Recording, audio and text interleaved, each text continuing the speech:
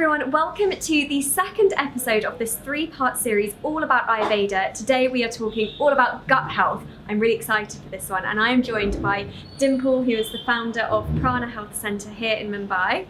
Thank you, Niomi. So, your clients, I know, call you as the poop doctor, right? Is there a reason for that? Oh yeah. So I'm basically an Ayurvedic nutritionist. Yeah. And the first question when I meet people or my clients is, did you poop?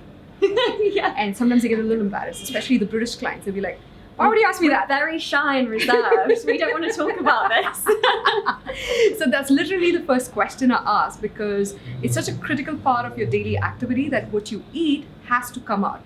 If you're going to eat food and digest and absorb and assimilate the nutrients, you need to eliminate the toxins. If you do not eliminate toxins, it's going to get reabsorbed in your bloodstream, and it's going to get recirculated to your other organs like your heart, your liver, your kidney, your intestines, even your brain. Brain fog comes from toxins in the body. So looking after your colon is so important for your overall health. It's not just that it's going to affect your digestive area, it's going to affect your whole body.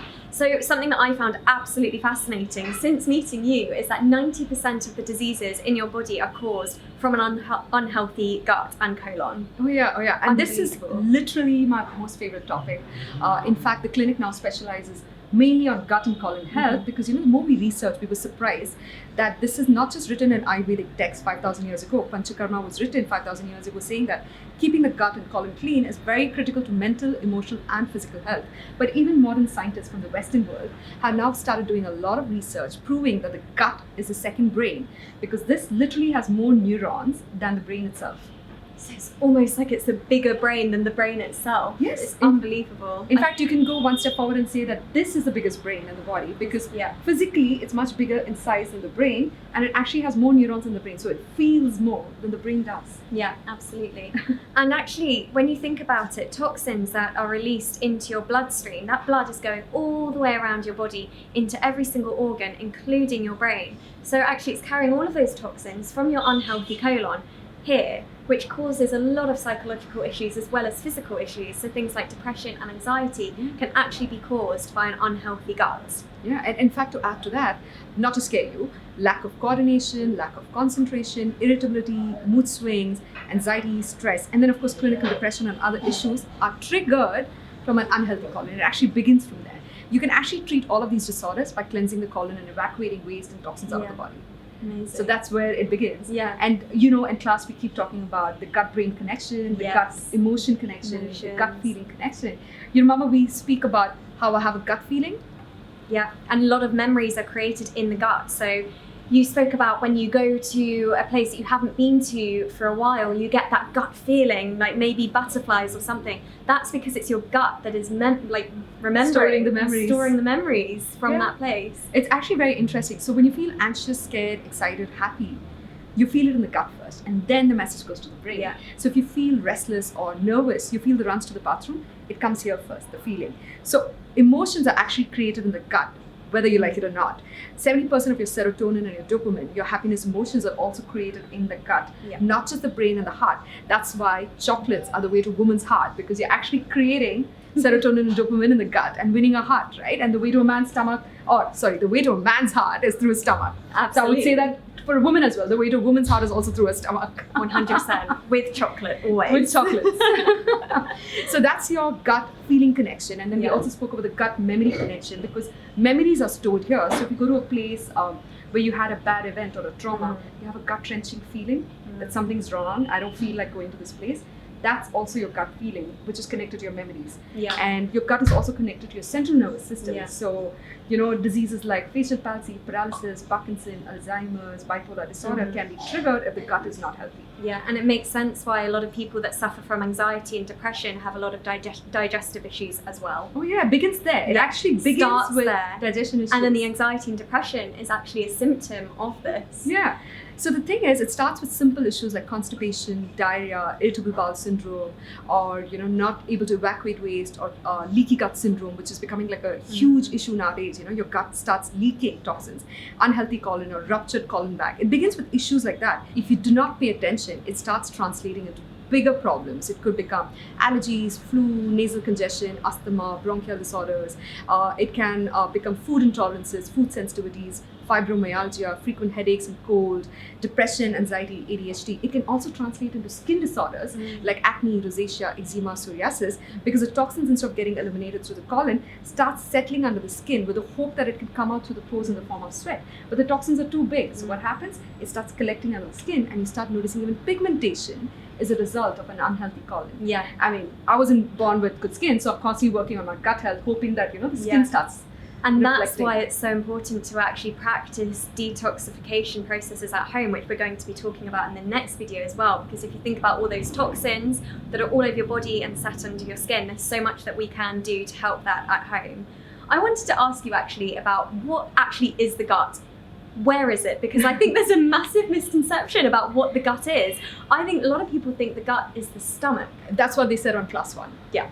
Where's the gut? Stomach? I was like, wait, is the gut the stomach? Like, and we're like, nope, further down. They were like, further down, where? So the gut is basically where the food passes after digestion. So digestion happens in the mouth and in the stomach. So that's not your gut. The gut is made of the large intestine, the small intestine, and the colon. So the absorption and assimilation of nutrients happens in the small intestine, the binding of waste happens in the large intestine, and then the elimination of waste happens in the colon. So these three organs put together becomes your gut. Whether you like it or not, your thoughts, emotions, and feelings are actually coming from the intestines and the colon. You've noticed, right? So if your gut is not healthy, or say if you're having bloating or indigestion, you can't focus in a meeting. Have you noticed? Because the gut supersedes the brain. The gut actually overtakes the brain. It's sending messages to the brain every micromillion seconds because it's connected directly through a neurosis. This is something that I've noticed firsthand. So when I was studying with Dimple at Prana, I was actually going through with a detox process as well to clean the colon and everything. And I said to you, the week after that whole medication, that whole process, my mind felt so much clearer. Like, I got so much done. I was so focused. It was unbelievable, the effects. Oh yeah, the energy levels are higher. Yeah. You're able to consume more information and execute more projects because you don't have toxins from the gut and the colon interfering with the thought process in the brain. Mm-hmm. So that's the gut-brain connection, the gut-skin connection, the connection between gut and memories, gut and central nervous system, gut, skin and hair connection also we spoke. Your hair and skin is a direct reflection of your gut health. So that's the importance of gut, and we could always talk about how it is important for the three doshas. Yes. So each dosha obviously needs to focus on cleaning the gut, make sure that your gut and colon is as healthy as possible. And there are different things that each dosha can do. So starting with kapha. Yeah, kapha is our favorite dosha. Kapha is our favorite dosha. Actually, in Ayurveda, kapha is called one of the best doshas because that's where all the good emotions come from, like compassion, empathy, kindness. Kapha tends to be heavy, stable, and dense, right? And they're oily as well. So first of all, you eat the opposite of your dosha, which is bitter, astringent, and pungent to begin with. When you eat the opposite taste, your gut starts correcting itself. Kapha people can also have a lot of fermented foods, they can have a lot of fresh fruits, but not fruits high on sugar. They shouldn't have fruits like mango or jackfruit or melons because they may cause water retention and high sugar levels. So they may have to eat more fruits that are sour in taste or astringent in taste, like pomegranate, like apple, that dries up the water in the body and allows them to evacuate the waste well and keep a leaner structure. So that's for kapha. Absolutely. And we spoke more in detail actually about the body types and what foods they should eat in the previous video. So I'd highly recommend you going to watch that introduction on Ayurveda so this all makes sense. Yeah. And in fact, for kapha, there's another good advice. Like if you tend to put on weight easily but struggle to lose weight, you can do an intermittent fasting of 16 hours following the circadian rhythm of the sun. That would actually help a great deal. Now again, when I say intermittent fasting, it doesn't mean fasting till afternoon and eating till midnight. That's really wrong. You follow the position of the sun. Yes. So you start eating when the sun rises. Circadian rhythm. And you stop eating when the sun sets. Yeah. So that's for kapha. Absolutely. And kapha can actually do intermittent fasting longer than any of the other doshas. So if you're kapha, this is absolutely something that would work really well for you. And also kapha is predominant during the day between 6 to 10 in the morning and 6 to 10 in the evening. Immaterial of what your body type is. You could be a vata, pitta, kapha, doesn't matter. The day clock also has a dosha of its own. So 6 to 10 in the morning, you've noticed you feel a little sluggish and slow. You want to stay in your bed, cuddle up in your couch and just have some warm chocolate and not go to work. That's a kapha dosh, 6 to 10 in the morning. So you do the opposite of what you're feeling. So if you're feeling slow, you do opposite. You go do a workout, you sweat it out, you drink a lot of fluids, you evacuate all the waste from your body, have some fruits, nourish your body, and get to work. Yeah, and kapha people can actually work out more than any of the other doshas in terms of the intensity. They can do quite hardcore workouts. Yeah. You can do all kinds of workouts like running, cycling, hiking and trekking. You can even do CrossFit maybe twice a week. You can do weights. You can do all kinds of workouts. There's no limitation. Swimming, anything you like. Yeah. And then moving on to pizza, what foods can they have? I'm looking at Dimple, I'm like, I'm testing you. Tell me, what foods can they have? Okay, so now that we spoke about it in the previous video as well, like, pitta tends to be hot and oily, right? So they should stay away from oily foods in all circumstances. Oily food is not good at all. It's like putting oil into the fire, which is going to burn them up even more. So they should have sometimes raw salads and sometimes well-cooked vegetables. They can have a lot of carbs. The plate should be 1/3 carbs, 1/3 proteins, and 1/3 vegetables with fiber, which helps in moving the food down efficiently. So that's for pitta. They can drink a lot of water. They can do some exercises. That's like 5 times a week, not excessively, but not too light also. They can do a little aggressive form of yoga. They can drink a lot of water, and they should have a lot of bitter foods in their diet, sweet foods, and astringent foods in their diet. Absolutely. And Vata is the one that I know the most. Yeah, that's your body type. This is my body type, so I know Vata really, really well. So what are the tastes you should eat? So the taste that I should eat is sweet, sour, and a little bit salty, but not too much. So also in terms of the exercise, I shouldn't be doing too much vigorous workouts, even though naturally I love that. But again, we mentioned in the first video that sometimes our bodies crave things that aren't the best for us. So I need to do more of like the placid workouts. So things like yoga is brilliant for me, Pilates, walking, hiking as well is great. Yeah. Running is good, but just nothing that's too intense like CrossFit. Anything that has a grounding, stabilizing effect is very good for Vata, because we spoke about Vata being air and space, and they tend to be more creative, they tend to have a lot of energy, but they also made of movement. Since they already have enough movement in the body, you don't want to give very aggressive movement to aggravate or irritate or furiate the Vata, because then it's going to convert into pain. You don't want that in your body. So Vata people should make sure that, because they're dry and rough, they should moisturize the body well from outside and from inside, which means greasy foods. So your oils, good healthy oils. Coconut oil is brilliant. The best. Lots of cold pressed coconut oil is good for you. You can also have like cold pressed avocado oil is also very good. Cold pressed olive oil is very good.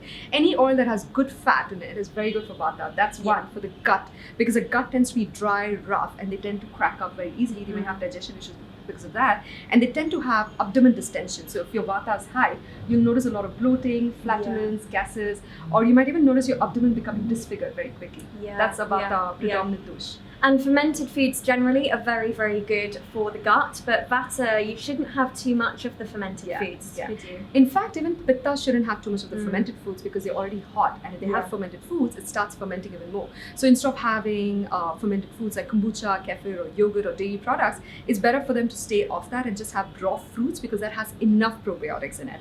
Even for Vata people, fruits are a much better option. They shouldn't have too much fermented foods, because it can make them a little wired and restless unnecessarily. Kapha people can do a lot of fermented foods like kombuchas and kefirs and kimchis and some fruits, not all fruits, some. Nothing that's too sweet. And we spoke about intermittent fasting. So Kapha can do 16 hours and Pitta can do... Pitta, they can do the intermittent fasting, not as much as Kapha, but slightly less. So it's about like 8 to 10 hours. 12 hours is good. 12 hours is good. They can stop eating at 7 p.m. At the sunset, and they can start eating at 7 a.m., which is the sunrise. 12 hours is good enough. Okay. And also remember, Pitta people tend to have hunger pangs, and if they're not eating food every 2 to 3 hours, it can lead to irritability and short temper. So you don't want Pitta person to blow up. Or Vata. Vata needs to eat as well. Like Vata needs to eat regularly. In fact, we have a saying in the office that if I haven't eaten lunch, don't ask me questions, because I'm Pitta. No. But I'm the same being Vata. Like, I need food regularly throughout the day. Otherwise, I just cannot function. And in fact, for Vata people, we say not to do too much intermittent fasting, because they get very restless. Because the air and space, they need to have nourishing foods and heavy and stable foods, because that's the guna, right? They need to have more stabilizing, heavy, dense foods in the body. Heavy, warming foods for Vata. Frequently. So that's the 3 doshas and the foods for those 3 doshas. Perfect. So we wanted to talk a little bit more about the circadian rhythm, which is basically when you should be eating and what you should be eating throughout the day. So it's best to wake up and have some liquid, so water that's room temperature, not ice cold water, and also teas are good first thing in the morning.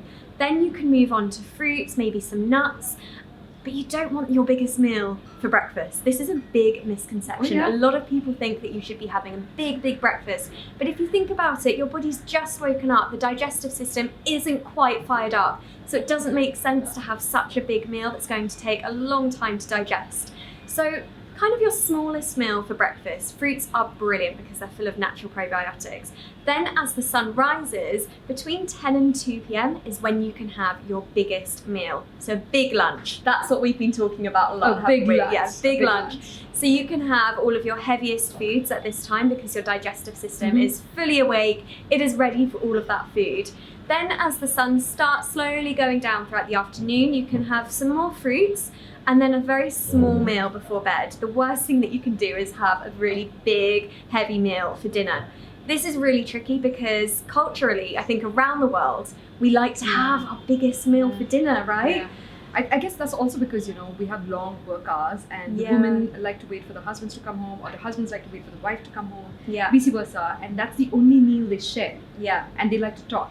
Instead, we need to start making a culture to share our breakfast.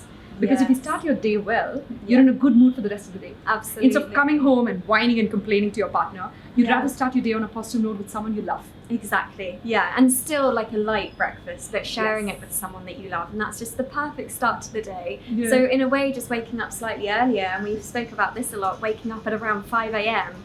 is one of the best times. It's so hard. I mean, I thought I'd wake up early at like 6:37, but actually you can get so much done first thing in the morning. So I'm going to try and wake up at 5 now.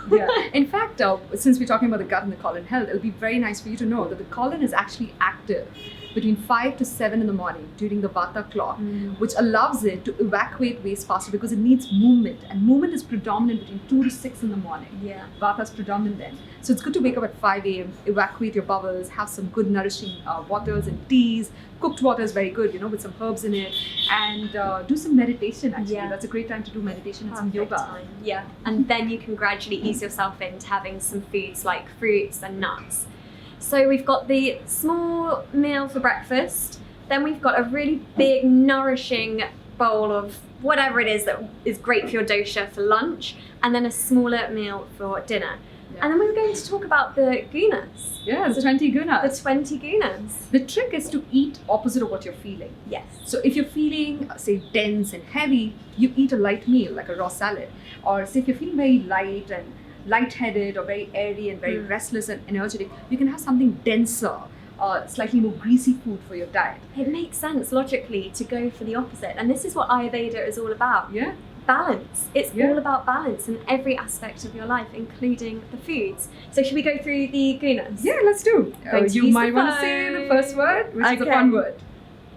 The first word? Yeah. If you're feeling heavy. Heavy. If you're feeling heavy, you eat light. Slow. Sharp. Cold. Hot. Oily. Dry. Clear. Cloudy. Smooth. Rough. Dense. Liquid. Soft. Hard. Static. Mobile. Subtle. Gross. Now, when I say gross, it doesn't mean like gross foods. It just means slightly heavier foods. Yeah, like the opposite of big. subtle. Yeah. So subtle is basically like, smoking and drinking and toxic habits like that. Gross would be nourishing foods like fruits and vegetables. Yeah. So whatever you're feeling, you do the opposite, which is also emphasized in the circadian rhythm. Yes. Like when the sun is low, your metabolic fire is also low. So you eat a small meal. Yeah. When the sun is high, your metabolic fire is high, so you eat a big meal. When the sun starts setting, again the digestive fire and the metabolic fire is low, so you eat a small meal. And according to the position of the sun you're eating, plus based on what you're feeling, if you eat the opposite, you'll stay in balance. And then that also ties in with your dosha. So for me, being Vata, I tend to feel very cold, which means that I shouldn't be having cold foods, I should be having warming and hot foods. Oh yeah, and warming and hot is not just temperature. It could be warm foods in terms of the spices. The choice of pungent, spices. slightly and astringent. Yeah, your favorite spices. Yeah, so I love cinnamon. Yeah. Things like ginger is really good as well because these are all naturally very warming, and cardamom is great.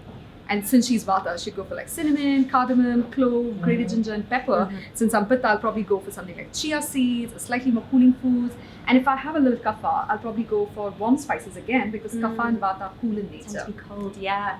So that's a very interesting thing. And we could also tell them about how many hours it takes for each food to get digested. Yeah, so every kind of food category takes a different time to digest in your body. And this is very important to bear in mind when you're eating, because you don't want to have something that takes a very long time to digest, followed by something that takes a shorter time to digest, because this can just play havoc in the digestive system. So starting with liquids, so waters, teas, milks, they can take anything up to an hour, really, 20 minutes to 60 minutes to digest. So if you say you had 6 cups of water to drink, it'll probably take you 30 to 60 minutes to run to the bathroom. It's impossible for you to wait till the next morning. Because that's how long it takes for the water to move from the digestive system to the absorption and assimilation phase in the intestines to the evacuation stage. So the 3 stages are completed in less than 30 to 60 minutes. And then we've got fruits. The most interesting. So fruits can take up to 3 hours to digest. So it takes about 1 hour in the stomach. It needs another 1 hour in the small intestines, where it gets absorbed and assimilated. And that's where the gut flora also gets enhanced. So it's very good to have fruits and give it a 1 hour gap so that the body can absorb all the bacteria from it. And then it needs another 1 hour in the large intestine before it prepares itself for evacuation. So give fruits 3 hours, which doesn't mean you starve for 3 hours. You keep 1 hour gap so that it's moved from the stomach to the intestines, and the stomach is now ready for the next meal within 1 hour of eating fruits. And what about vegetables? They're slightly longer, aren't they? Slightly longer than fruits. It takes 6 hours, because also, if you notice, vegetables are either bitter in taste or sometimes spicy and pungent in taste, and sometimes they're also salty. So they're a little more complex than fruits. They take a little longer. They can't self-digest like fruits can. Like fruits doesn't require too much digestive juices from you. So vegetables would take about 6 hours, 2 hours in the stomach, 2 hours in the large intestine and the small intestine each, so 6 hours in total. So if you've eaten a raw salad or a vegetable cooked salad or a steamed salad, within 2 hours you're guaranteed to get hungry, because the stomach has already pushed the salad to the next phase of absorption and assimilation. And then there's pulses and grains, things like lentils. They can take a long time to digest, right? This was longer than I thought. So if you eat a Mexican food, you notice that you don't get hungry for like a few hours easily. You know, like if you eat complex beans, pulses, grains, lentils, rice, all of these are dehydrated, right? So they take a lot of time to digest, which is why we always cook pulses and grains with some vegetables, because the fiber from the vegetables allows the pulses and grains to move down, and they need 18 hours in your body. So they need 6 hours in the stomach. 18 hours, it's crazy. And you do always feel very heavy and very full after having grains and beans, things like that. And it's because it just takes a long time to digest. In fact, if you notice, monks and sages, they eat only 1 meal a day. They eat like a good meal of lentils and pulses and grains with some vegetables, and they can go for a few hours of meditation without having food interfering with the gut or the brain. So pulses and grains takes 18 hours. 18 hours. And still very, very healthy, very good for you. It's good to bulk up your colon, good for digestion, and good for filling you up. And they also have good protein source, right? So you actually don't have to eat meat or dairy products for your protein, because plant-based protein diet is easier to digest, assimilate in your body without creating a negative effect like cholesterol or obesity or weight gain or fatty liver or gallbladder issues. You can actually get all your protein from plants. So that's the reason why we emphasize a lot on pulses and grains. 18 hours, which means 6 hours in the stomach, 6 hours in the small intestine, and 6 hours in the large intestine. And that's perfect. That's basically all you need. Dimple and I are big advocates for the plant-based diet. You literally can get everything you need, including protein, from a purely vegetarian diet. A good fat as well. And then this, if you thought 18 hours was a long time, meat and all non-veg, that whole category, takes up to 72 hours. People find this really strange. They find it so hard to believe. In fact, the minute I give the math to my clients, they make their own decisions based on the logic of it. It takes 72 hours for it to get fully absorbed in your body, which means if you've had meat or complex protein like even eggs or red meat or white meat or any of these proteins, it takes 24 hours in the stomach, 24 hours in the small intestine, and 24 hours in the large intestine. And this is a rough approximate number that we're giving you. It takes up to 72 hours for it to get fully digested, absorbed, assimilated, and ready for evacuation. And the trouble is, we don't eat one meal and wait for 72 hours for the next meal. So if you eat something light over the non-veg meal, you're actually pushing half digested food from the stomach to the intestines, which then can create toxins in that part of the body and an diseases. unhealthy colon, unhealthy gut, which we've spoken about already at the beginning of this video about the impact that can have. Yeah, I just find it so unbelievable to think that food can be in your digestive system for 72 hours when you think about it decomposing. And we spoke about meat actually being a dead food compared to plants like fruits and vegetables and even beans and pulses being an alive food. Yeah, and in fact, always remember the math and remember the logic behind it. Dead food on your plate, like meat and eggs or something of that sort, they're dead. So your stomach is not a graveyard for the dead. And if you're going to eat dead foods, it may create dead emotions or cool emotions like anger, anxiety, stress, and those kind of emotions. But when you eat plant-based diet, you're eating live bacteria, live energy, right? You're actually more energetic because it's also lighter on the system. You know, when people come to us and say they're sick, the first thing you do is you don't give them meat. You give them milk, fruits, or you don't have to have dairy also. You can have just water, teas, fruits, and then vegetables. And then when the digestive system has improved, you give them pulses, lentils, and grains. We actually take them off pulses, lentils, and grains also when they're sick. Right. You give them easy foods. And also nut milks are really great for you as well. So anything like almond milk, coconut milk is brilliant, especially if you're fatter as well, because it's all like oily and nourishing and sweet. So they're perfect. Yeah, and that's good. Actually, even for pitta people, coconut milk is really Yes. good because it has a cooling effect. For kapha person, you can give a slightly more complex milk like almond milk, which takes a little longer to digest, and hence it takes up their fat reserves to digest that food. Right.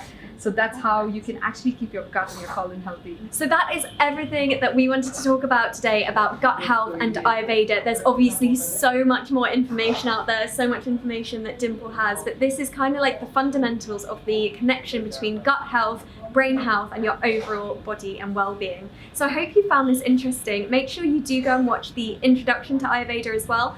And we have another video coming all about the detoxification process. We'll see you then.